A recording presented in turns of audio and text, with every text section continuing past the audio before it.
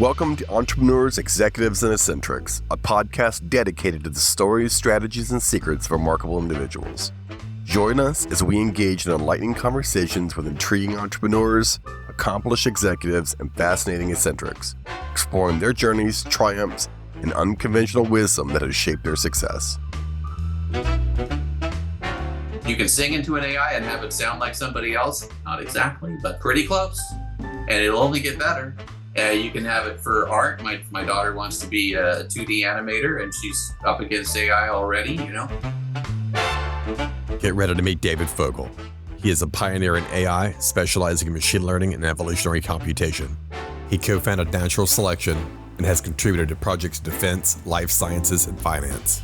Beyond AI, David is an accomplished musician, composer, and co-founder of the Symphonina Foundation, which promotes symphonic music to younger audiences. Hello, David Fogel. Would you please tell us who you are and what you do? Yeah, that's a loaded question, Scott. So I do a lot of things, but hi, everybody. Okay, who am I? Well, I'm a product of my parents. So let's start with that. I think that's pretty true of everybody. So my dad, my mom. My mom's still with us, 86, doing great, and she's an inspiration to us all. My dad passed away in 2007. He was one of the pioneers in artificial intelligence in the 1960s. I wrote the first book in simulating evolution on computers, 1966, aptly called Artificial Intelligence Through Simulated Evolution.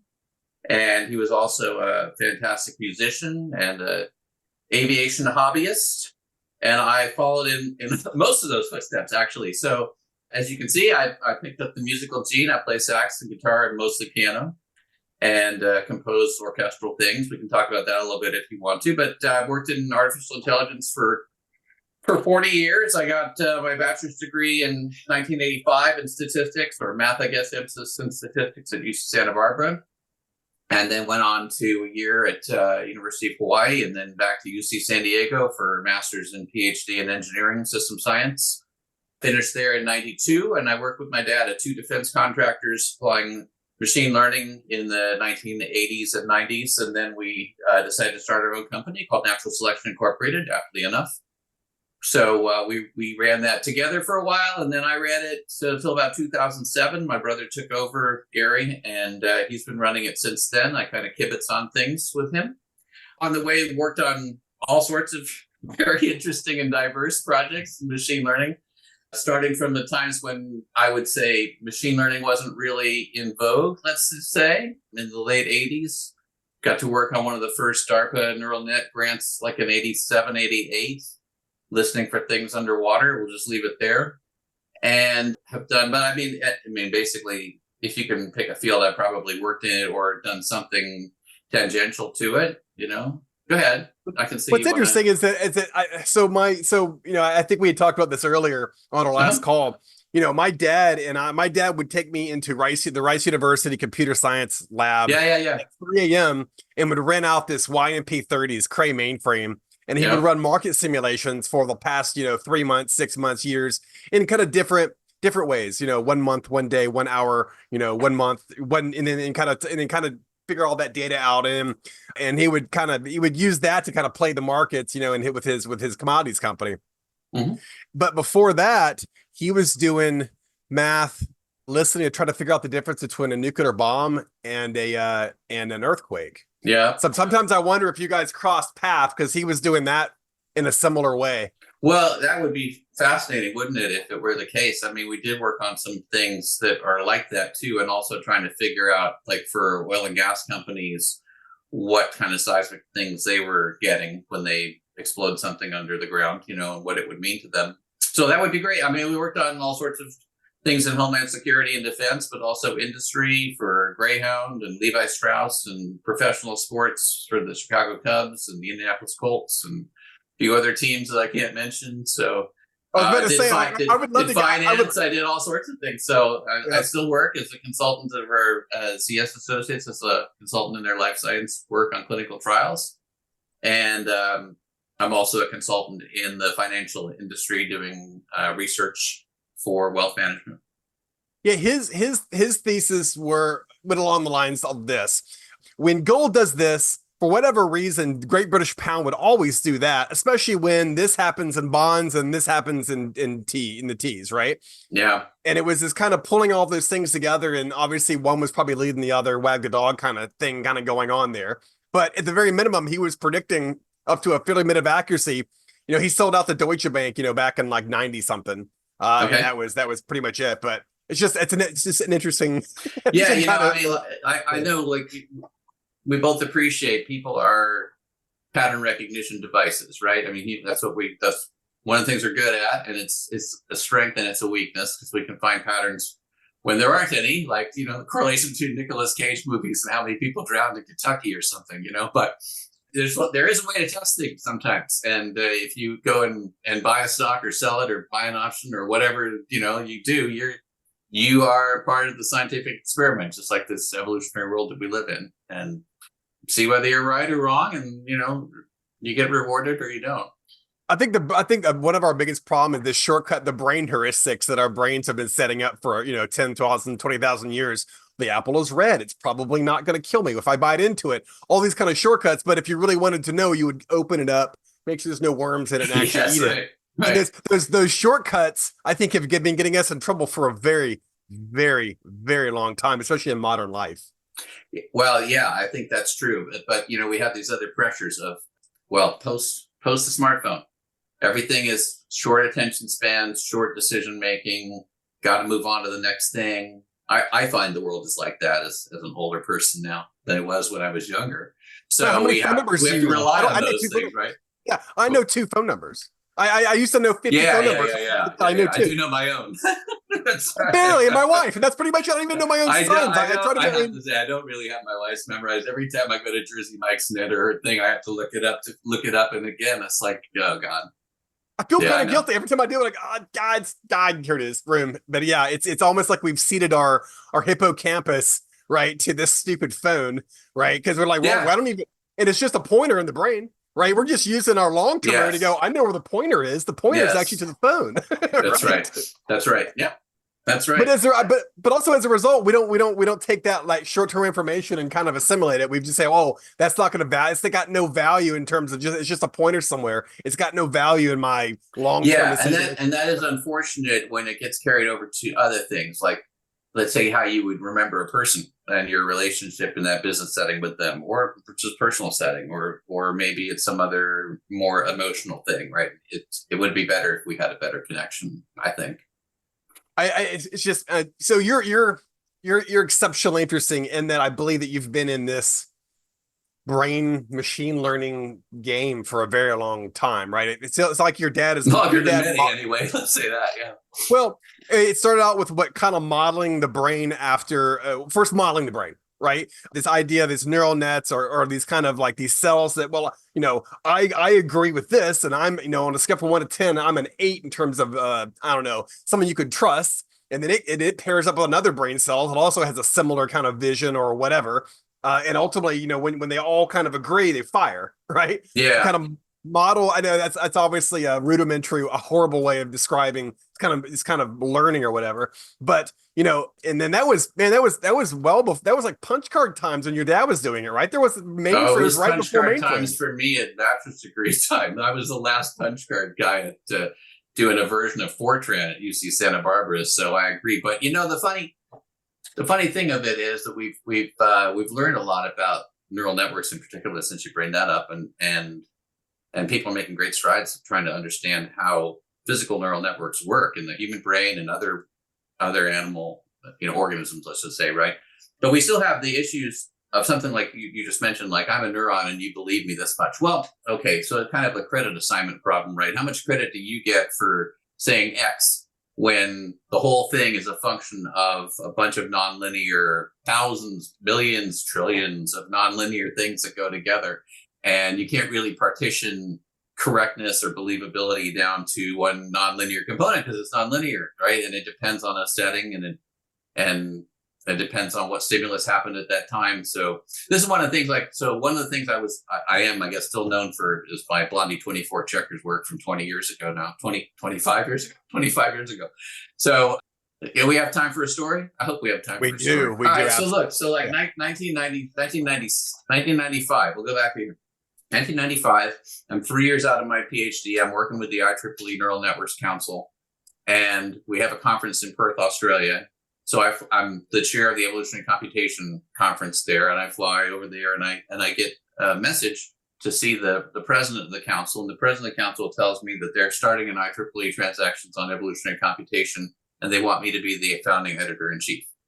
So like, okay, well, MIT Press had just started this other one called Evolutionary Computation, which was the first journal in the field, and credit to Ken DeYoung for leading that one. And he'd asked me to be one of the associate editors. And I said, well, I appreciate I'm only 3 years out of my PhD. And say, well, we believe in you. And if you don't want it, we're going to give it to someone else. So that's all I needed to hear. Like, okay, fine. So we go through all the IEEE things. And, for those of you listening who don't know the IEEE, the world's largest organization of professional engineers, and you can imagine that there's a lot of committees that go in approving just about anything that's going to be a significant thing. And there are, and I forget, it's something like 10 committees I had to get approval for in a succession, all the way up to the final approval that we had in Montreal in 1996 in the July, I guess it was. My buddy Pete Angeline was sitting next to me just at the tab meeting. We were on the consent agenda for that meeting, and he looks at me, he goes, you have about 30 seconds to change your mind if you want to. So like, no, we're going to go through with it. So they approve it, and we're off and running. We got the first issue. I've got the first issue in my hand, and I'm over on Maui, and I'm doing evolutionary neural net breast cancer research with the head of the Maui Memorial Hospital's radiation department, Gene Wasson, who since passed away. He lived over there in Maui. And I had gotten connected through him through the Maui Economic Development Board personally. Just had their new supercomputer center go in just about the same time, and I had inquired with them. Anyway, so here I am in the hotel room reviewing the galley proofs for the first issue. Gene can't meet with me, so I decide, okay, I'm going to go today, and I'm going to drive around Maui on the North Island part where you're not supposed to go with the rental car, where the road ends, and it's a dirt road kind of. And God, I don't ever do that again. There's a reason they tell you not to do that. That was a tricky bit of driving. But anyway, you get one radio station back then. It was the news, and this was the day that Garry Kasparov lost to Deep Blue. And the radio report is like, okay, this is the end of human domination over computers. Computers are smarter than people now, and we found it's like a long time ago.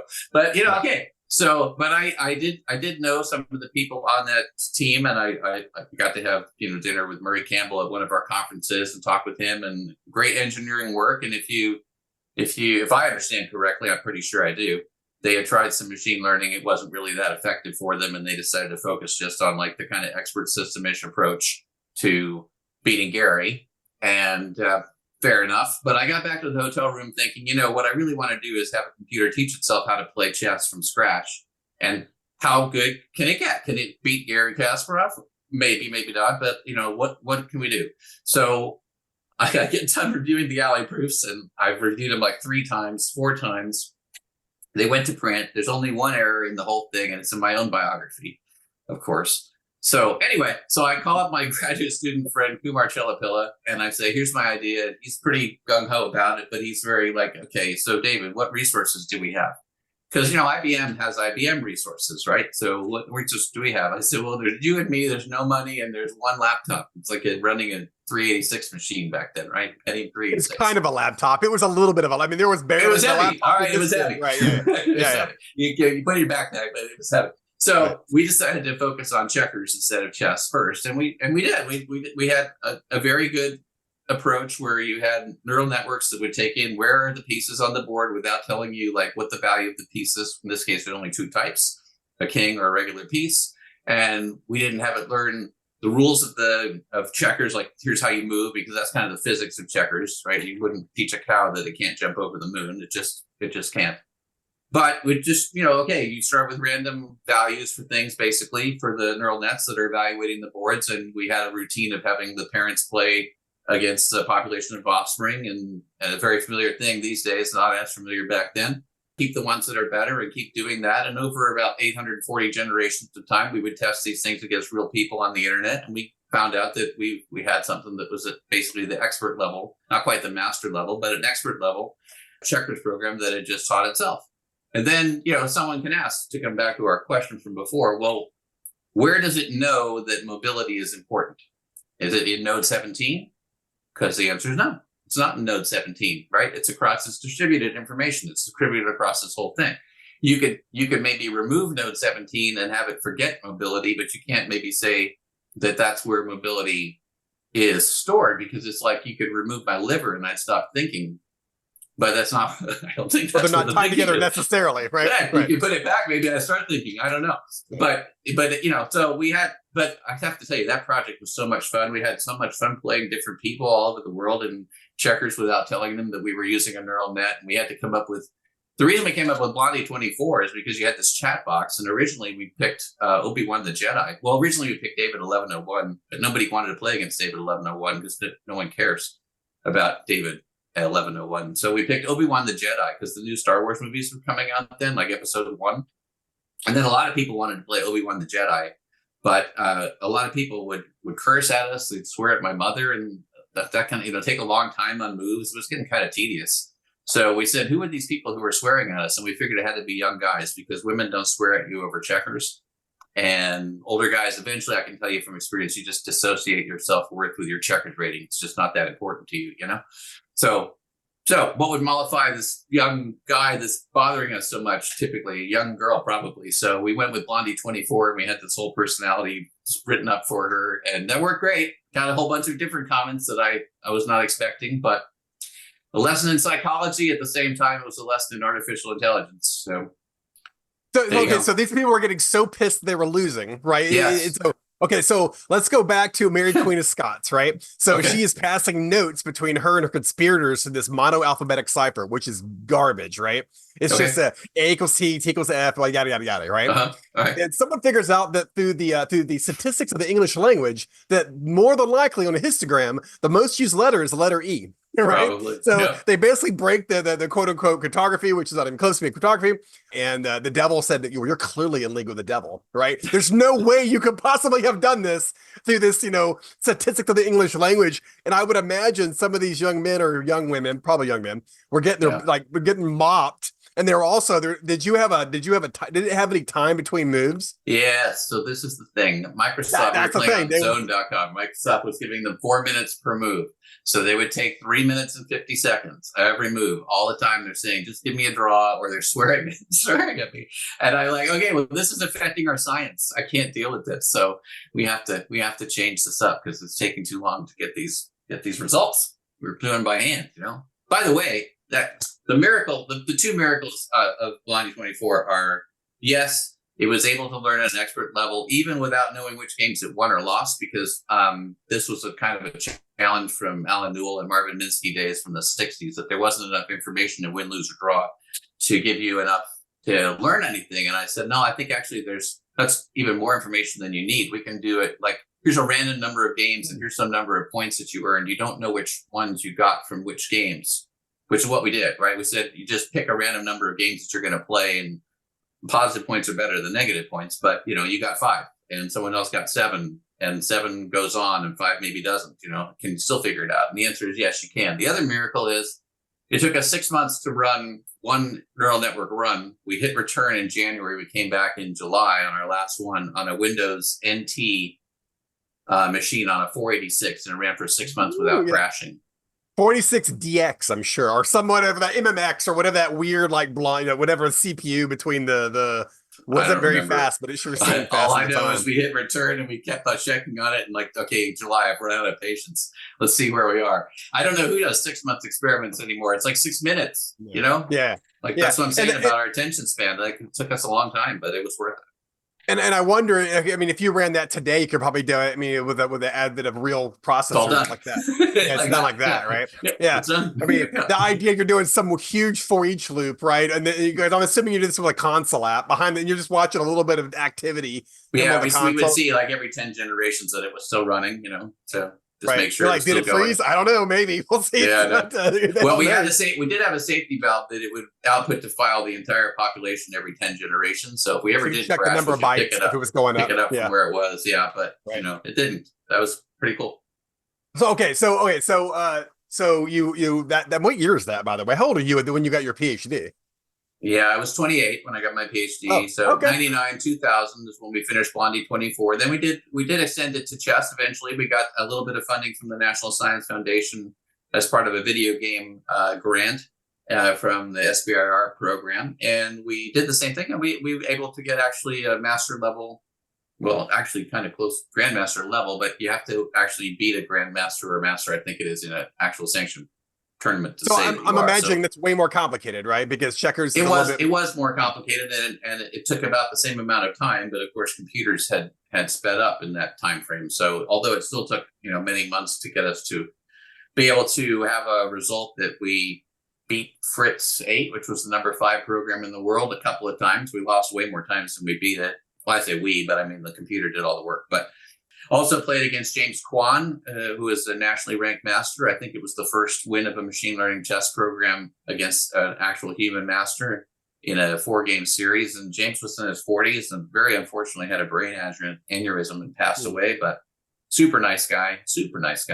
Like just a reminder to enjoy each day. It's just never know. But yeah, so we've done a lot of machine learning things, and a lot of them like not for practical things, and others very, very practical.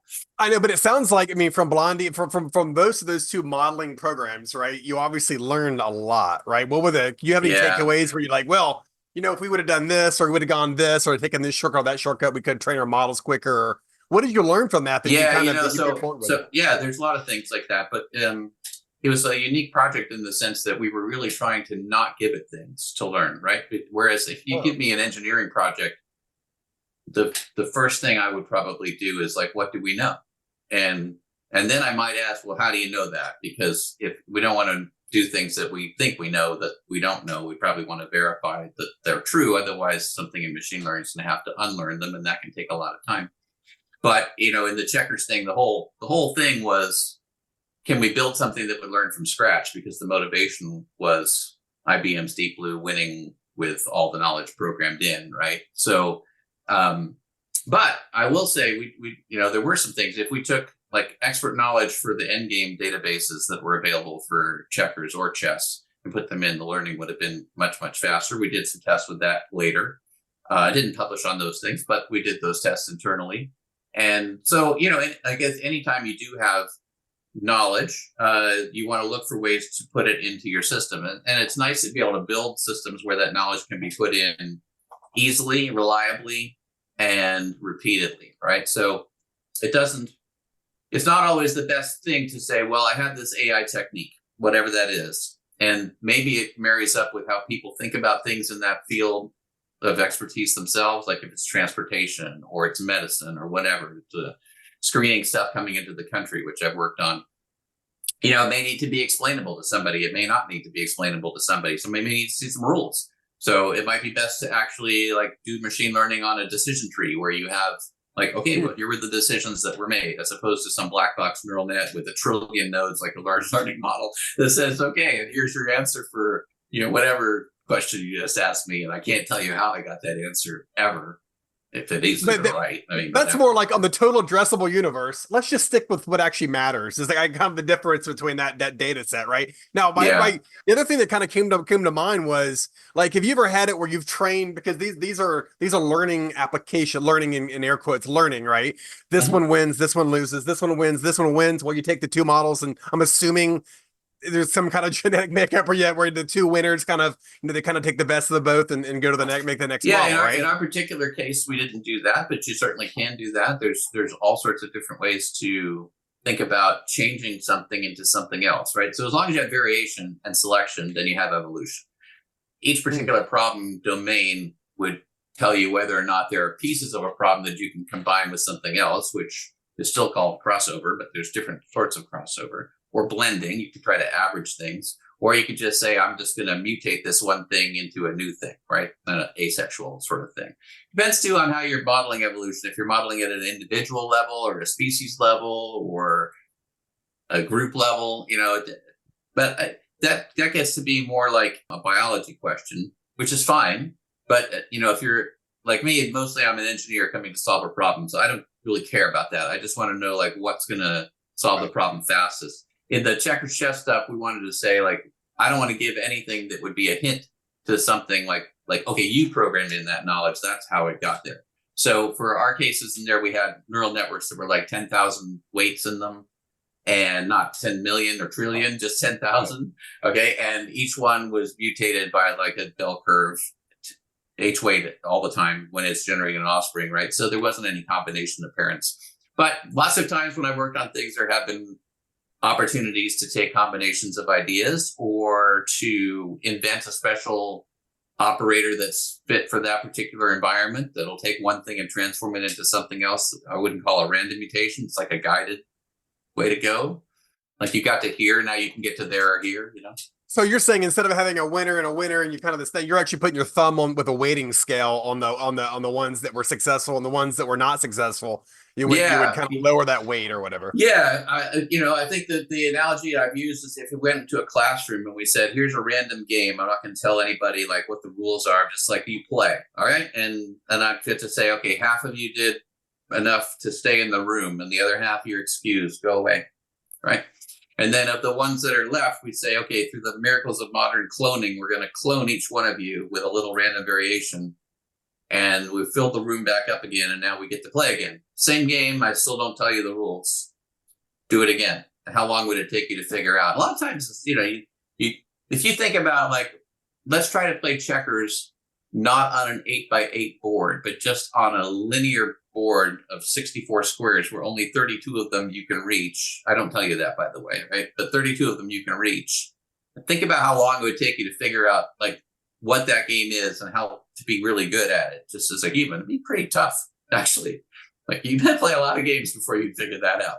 So that's kind of the level of difficulty that we were posing to this 386, 486 machine back in the good old days. But these aren't the good old days anymore. These are the good new days. So we got all sorts of new AI things and way faster machines and way easier environments to work with. And we can hopefully tackle predictable bigger, threading problems in faster time, better threading. Because I imagine you're probably just doing a single kind of loop, right? But oh God, now you can actually. Yeah, what's that? If there were, it's like if there was ever a memory leak in that thing, we were hosed. So you're done. Yeah, for 6 months, and now you gotta. Yeah, but anyway. Kumar was a great programmer. I'm sure he still is. I haven't talked to him lately, but and then Tim Hayes did our programming on the chess program. Also, an excellent programmer. So.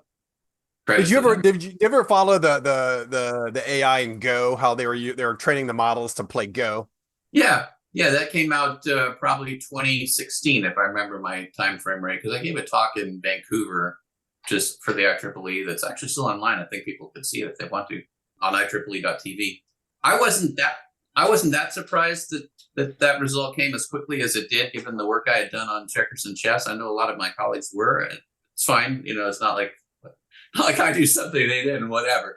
But I do think, some of the generalization that came after it was a bit hypey, which is like, okay, now we can solve any game. Like AI can solve any game. Well, okay, the world is a game.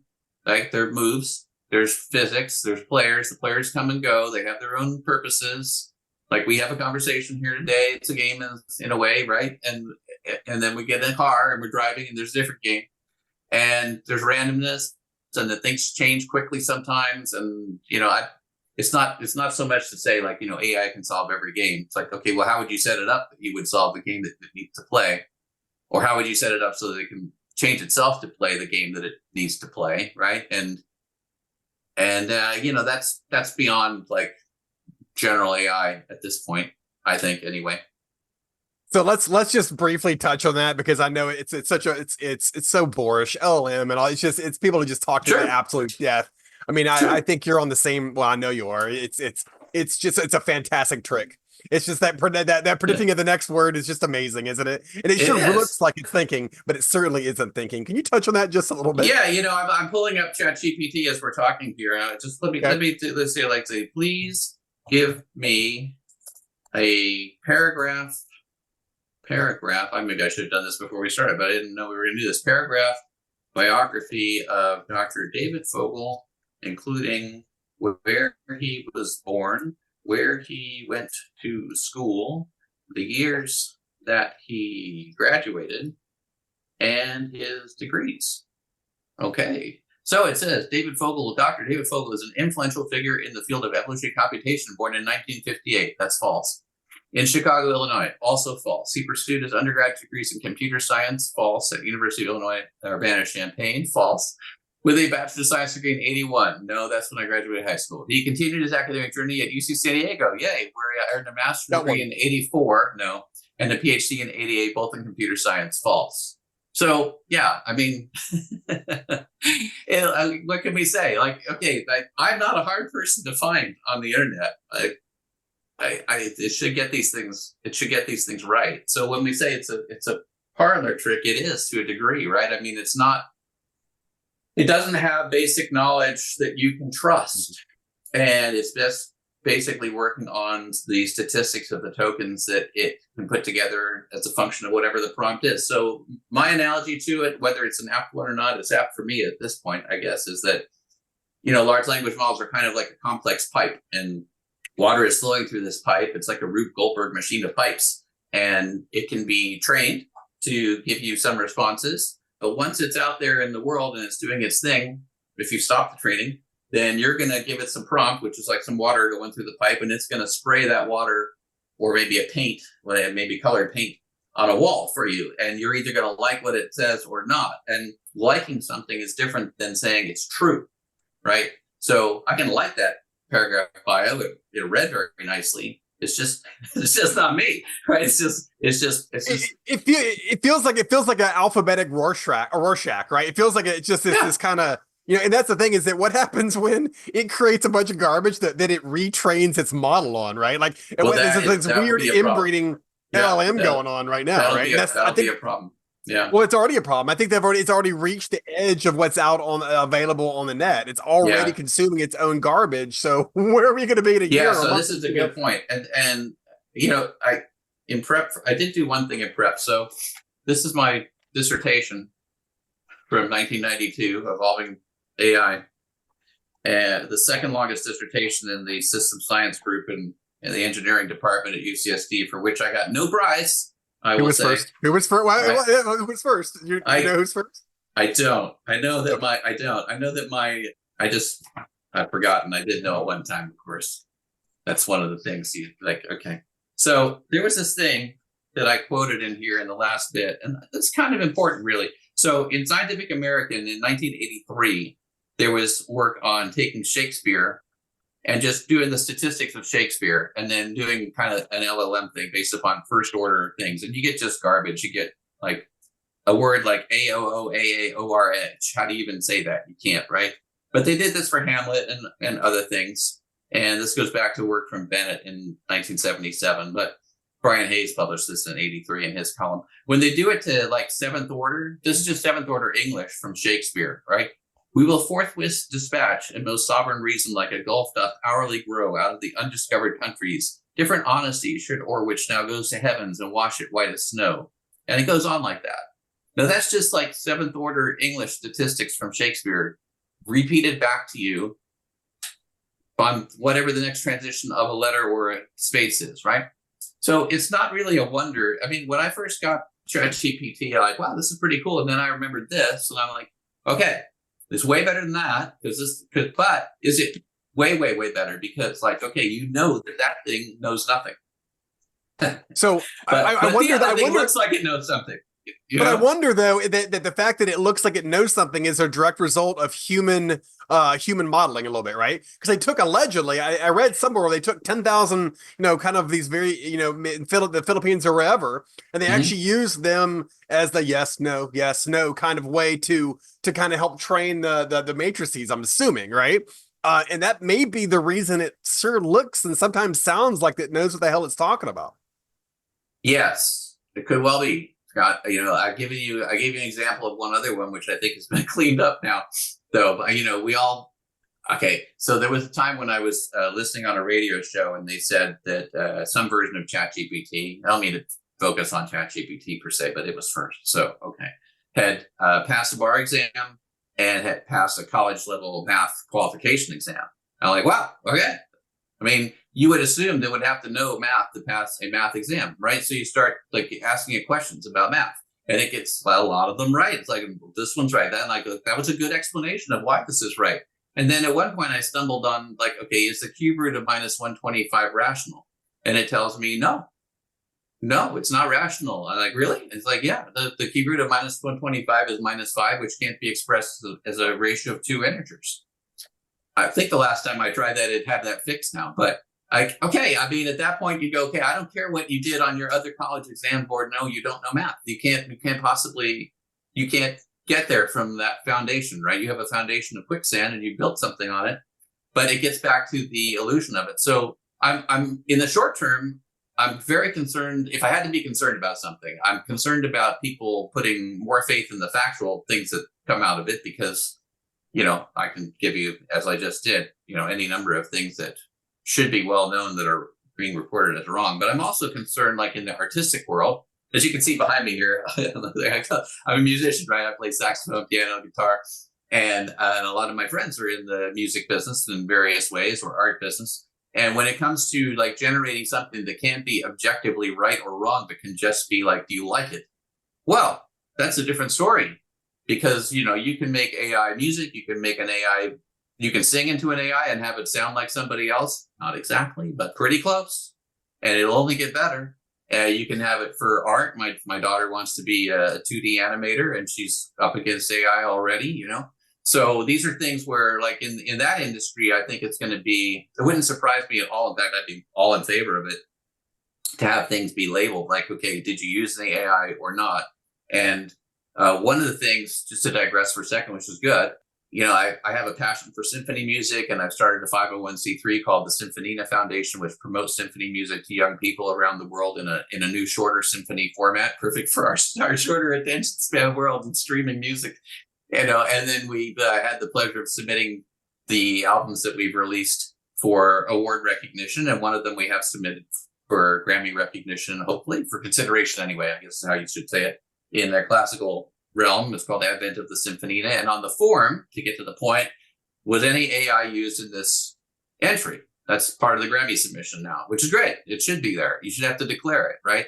And if you're just like doing it the human way, maybe on the album it could be labeled with an H or something that says, human only, like your beef is organic and no GMO or whatever, so that we can nourish the human spirit, because the last thing that I would want to see is AI crushing the human spirit. That's not the point at all. Like, yeah, it's like make our world better, not make it worse. Yeah, if you could like leave the painting and music creation of the humans and get the laundry doing and dishes doing to the AI, that'd be awesome. Yeah, like, let's leave the things. Rosie from the Jetsons would be helpful. Yes, that'd be awesome. Leave the things that make us happy, and when I think creativity makes us happy, like copying it feels gross. I mean, have you been to some of the AI music generation sites? It's just feels gross. Great. Yeah. Music theory. Congratulations. Everybody, great. You're going to do everything in in A minor. Awesome. And it's all going to kind of sound, I guess, okay, but it's getting better, and it feels bad, because it's destroying the ability to be creative, I had the wonderful privilege and opportunity to moderate a panel at the NAMM show, the music show, earlier this year, with some of the people who are working in AI in various aspects of music. And I don't want to speak for them, but I think I can say that we all share the same concern. I haven't used AI in music really that much at all, but people working on like stem separation, which means like, hey, I'm going to take a band, record the band, and then separate out where the drummer is and where the singer is and so forth. And that was a hard problem for a long time. Great that we can do that now. That's very helpful for a lot of people who are doing re-records or just want to get their own sound. Like, do I want my snare to sound like this? It's cool. That's great. That's not really doing anything to crush the human spirit. That's helping us, right? Those things are great. It's when someone says, okay, here's my new tune, push the button. Here's 10,000 new tunes for a playlist on Spotify. And like, okay, what Spotify's already paying you 0.2 cents per stream as an artist. Is it not enough? 0.002. Yeah, whatever. Whatever. Yeah. It's okay. Zero. Could be zero. Anyway. It's effectively zero. For most indie artists, it is anyway, right? It's not for some, but I'm just saying that world is so difficult to make yourself a success in commercially these days that we don't need any more a spirit crushing job. So it'll be left to that. And I appreciate businesses will do generally what is commercially viable. So there has to be human pressure to not do that in order to keep it commercially viable. That's really where I think it's going to come from. So let's go back to your nonprofit just for a second. Yeah. What caused that? How did you get there? Like how long ago and what caused you to create that? Yeah, sure. Well, like I said, my dad and my mom, both musicians. My dad played piano, sax, clarinet, flute, vibraphone, rumored to play bassoon. I never saw that, but I don't doubt it.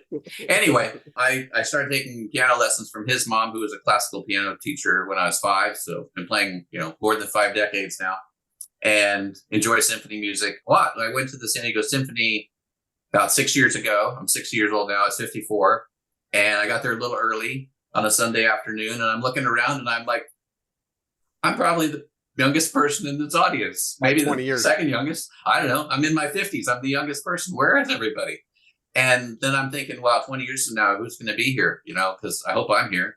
But I'm guessing many of the people I saw that day were probably not going to be here 20 years from now. And in San Diego, we have the benefit of having Irwin Jacobs of Qualcomm fame be one of the benefactors for the symphony. It reportedly gave $100 million to support the symphony, which is just awesome. My concern is like, who's going to be in the audience to listen to that symphony that's playing 20 years from now, 50 years from now?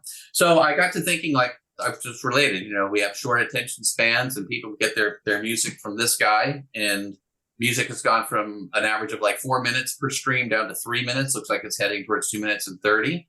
Another function of our short attention spans. And also, by the way, I think that just happened. That 2 minutes and 30 seconds. I think that we've already reached that. Maybe so. So my thought was, well, if you're not already primed to listen to symphony music, like a Mahler symphony at an hour and a half or whatever it is, you're not going to get that. You're not going to go to your phone and say that. So I came up with a new idea. So in piano work, we have sonatas and we have sonatinas, which are kind of short sonatas. So I said, let's have a symphonina. It's a short symphony.